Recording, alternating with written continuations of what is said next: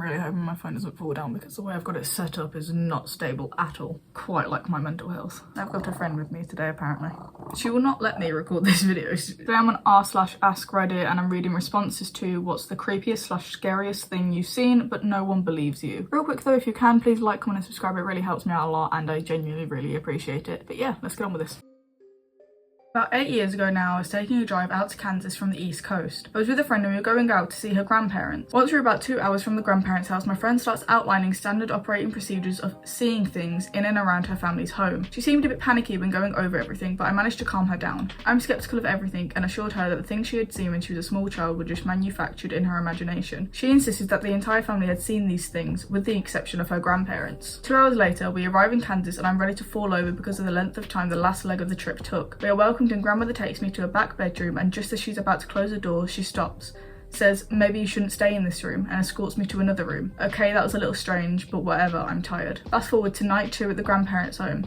It's around 11 PM and my friend is crashed out on the couch watching TV. I'm in an adjacent bedroom from which I can see her laying on the couch. I nod off for the night and wake up to an old grey man that bared a resemblance to the grandfather but was not the grandfather, standing with his back to me in the doorway looking at my friend sleeping on the couch. I decided I was going to get up and confront the old grey man and something slammed me back into the bed. I tried to get up several more times with the same result. Each time I was slammed back into the bed and a voice would repeat, "Put a seal on the door." Finally I snapped to it's 3 AM and everything was normal. I must have been sleeping, it was a dream. No old grey man and my friend was fast asleep, so I start pacing around the room trying to decide how I feel about what had just happened. I glance over to my friend, her eyes are open and she says, "You've seen it." I say, "Get in the car, I can't be here right now." We spend the next 4 hours sitting in a Walmart parking lot talking about the history of her experiences in that house and comparing to my own. Okay, my nerves are not on fire anymore and we are heading back to the grandparents' home. We arrive and they are waiting for us inside. I tell them exactly what happened to me and I get, "Yeah, that's strange. We usually do seal our doors with a prayer at night, but with all the excitement we just must have forgotten. All the children have mentioned stories of things but we have never seen them. We are sorry you had to go through that." I'm really not sure what I've seen or experienced that night, but when I tell people they get that look of skepticism. It's obvious they don't believe me. My conclusion is that the experience was indistinguishable from reality in the moment.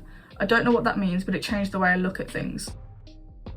I used to have a buddy that lived in the same neighbourhood a few streets over. One night we were having a couple of beers in his backyard while playing cards. I had some things to do the next morning, so just before 10 I said my goodbyes and shoved off. It was a short walk, maybe 15 minutes door to door, so I never drove. Anyways, it was a nice night, uneventful trip, but when I got home my roommate was coming out of the front door, coffee in hand and dressed for work. He gave me a funny look and said he thought I was asleep since my truck was in the driveway. I told him where I had been and asked why he was going into work at night. That's when he kind of laughed and asked if I was drunk. We stared at each other for a minute and then he told me it was just after 5 in the morning and that he was going in like he usually did. In my entire life I had never felt more confused than I did in that moment. I could tell he was dead serious, but I knew I had just left my friend's house. I checked my phone and sure enough, 5 something AM, my roommate left for work. I paced circles in the living room for a bit and called the friend whose house I had just left. He groggily answered and confirmed I'd left at 10 in the previous evening. I had no idea what happened during those 7 hours of my life and it gives me chills to think about it all these years later. I wasn't drunk, I wasn't tired, no one could have slipped anything in either of the 2 cause lights I'd had, no known medical conditions that would have caused me to black out, and nothing has happened like this since. I just don't know what happened to that time. I woke up to something. It sounded like a door shutting. At first I thought it was a dream because I could hear it in the dream as I was waking up, kind of like when someone calls your name when you're dreaming. But then I looked at my cat. His hair was completely standing up and he was beaming at my bedroom door. This was the moment I got really scared because I know animals can pick up on that shit and I thought that he might know something's wrong. My cat doesn't do this type of thing unless a dog is in the room. So I looked over at the door and the only way I can describe it is it looked like it was swaying, slowly, like it was breathing, like someone was standing on the other side of it trying to hear if I was awake. The swaying was accompanied by a shadow. I don't mean a supernatural shadow, but it looked like a shadow of a person behind the door. I was paralysed in fear. I lied there for about 5 minutes watching this door sway.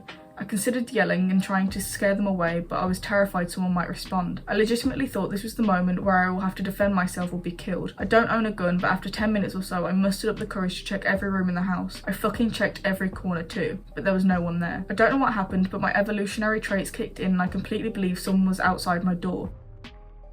My story starts when I was roughly 8.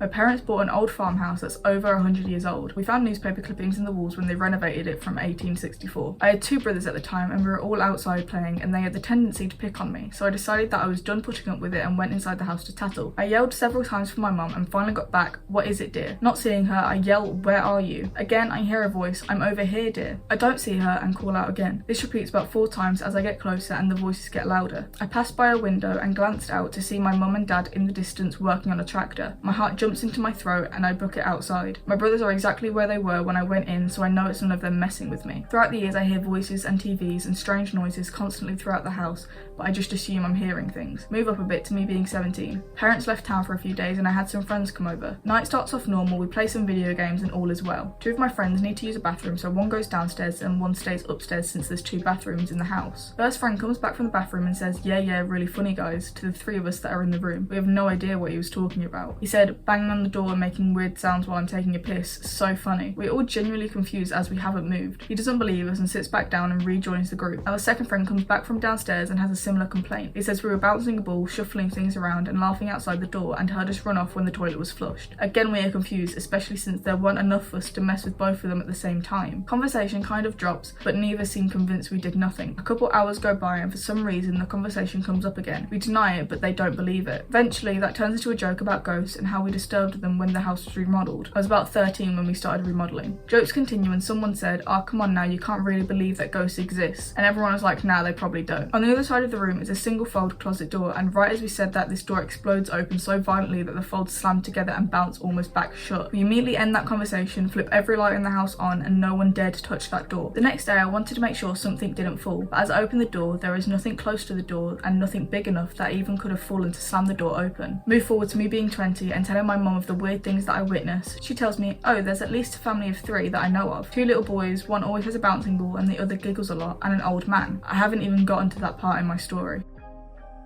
When I was a kid, I used to stay at my grandparents' house a lot. They've had that house for as long as my mum has been alive, possibly even longer. All I know is that the history of that property is still unknown to this day. Anyways, I used to stay in my mum's old childhood room. It was called the purple room due to the purple carpet and the lavender wallpaper. It was a pretty big room with a queen-size bed in the middle and a humongous window right next to it. During the summer, I would frequently stay at that house and spend a lot of time in that room. One night, I vividly remember waking up late at night, probably 1 or 2 in the morning, and seeing a puppet show outside my window. I wish I was making this up. They were hand/sock puppets and it looked like it was only performed by 1 or 2 people. It was only a shadow of this performance which threw me off, so of course I assumed I was still a little tired and totally out of it and imagining the whole thing. I decided to brush it off my shoulder and ignore it. Oh man, do I regret that. As soon as I turned over onto my right side, there in the doorway was a large black figure. It was pitch black out in the hallway, but I could clearly see the figure standing there. My stomach sank and my heart started beating quickly. I was wide awake now. I blinked a few times and I swear every time I did, it got a little bit closer. When it got arm's length away from me, that's when I felt my body stop beating completely and my body turning cold. I swear I could see my breath because of how cold it is. I was able to muster up a scream that woke up both my grandparents and my brother from their deep slumber. My grandpa was the first one to come into the room, but as soon as she flicked the lights on, it was gone, never to be seen again. I was sobbing and trying to tell her what I saw, but she just kept stroking my hair and saying I was just having a bad dream. I know it wasn't a dream and I know what I saw was real. I also believe this thing I saw as a child has followed me to when I moved to a different state. I was about 6 or 7 when this happened. I'm 16 now. To this day, no one believes me.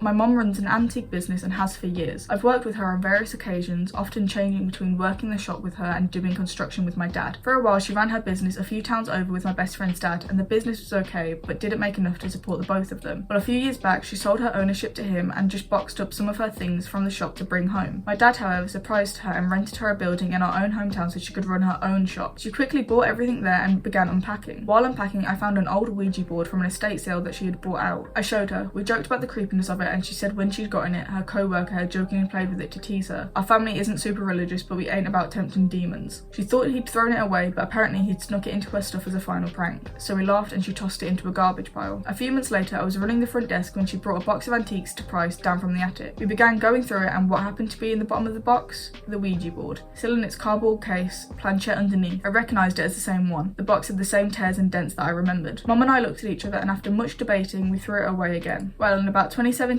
Mum stopped opening the shop. We weren't making too much while open, and instead started buying out estate sales or helping them run it, then buying what was left to take over to the shop, which we still owned. It became a storage house for antiques she hoped to one day sell. This last week, she asked me to help buckle down and clean out damaged junk from the shop. We began going through boxes and boxes and moving them to a trailer to take to a garage sale location. As I was shuffling a box through to the back area to load it, I heard my mother shout, "No fucking way." I thought maybe she'd been bitten by a spider or found something valuable, so I set the box down and rushed to her. What I saw sent a chill down my spine. In the back room where she was, the back wall was lined with shelves, and there was clothing racks and boxes of clothes stacked in front of it. After moving the boxes, the shelves were in clear view. Most were cluttered with knickknacks or such, but on the bottom shelf, centered and all alone, sat a familiar board game sized cardboard box. We stared at it, then each other. Neither of us said a word. We pulled it out, and sure enough, it was the same damn box. The corners were torn, the sides were scratched, same one I'd seen thrown out twice before, yet here it was. We tried to tell my dad, but he isn't superstitious. My brother didn't believe us. They assume it's a separate game, and part of me wants to think so too. But I've seen that box too closely too many times. I know it's the same one. I was probably about 7 or 8 years old. My room was at the end of the hallway with stairs to the attic right outside my door. The way my bed was positioned, I could see the bottom of the stairs and clear down the hallway. But one night I flip over and see the legs of a woman sitting on the stairs. She wore a long dress and dress shoes. I covered my head with the blankets until I ended up falling asleep. A few years later, I'm playing Spider-Man 2 in the guest room on my GameCube. I saw the shadow of a woman in a dress and veil walking along the wall. Just as it disappeared, some toys from the toy box fell over. There was nothing that should have made a shadow like that. There was only one window, but it had a garbage bag over it because my dad slept there when he worked overnight. The bag blocked out the light. After I graduated high school, I moved to Indiana. This all occurred in Pennsylvania. I met my wife there and we have a daughter. Well, last Thanksgiving, we came to visit my parents for the holiday. We slept in the guest room, and after the first night, my wife said she got a bit creeped out last night. When I asked why, she told me she woke up and thought she saw a black figure standing over me, but it disappeared after a few seconds. Remembering my childhood, I asked her what it looked like. She described exactly what I had seen as a child, a woman in an old long dress and a veil. I had never told my wife about the woman I saw growing up because I brushed it off as the imagination of a child.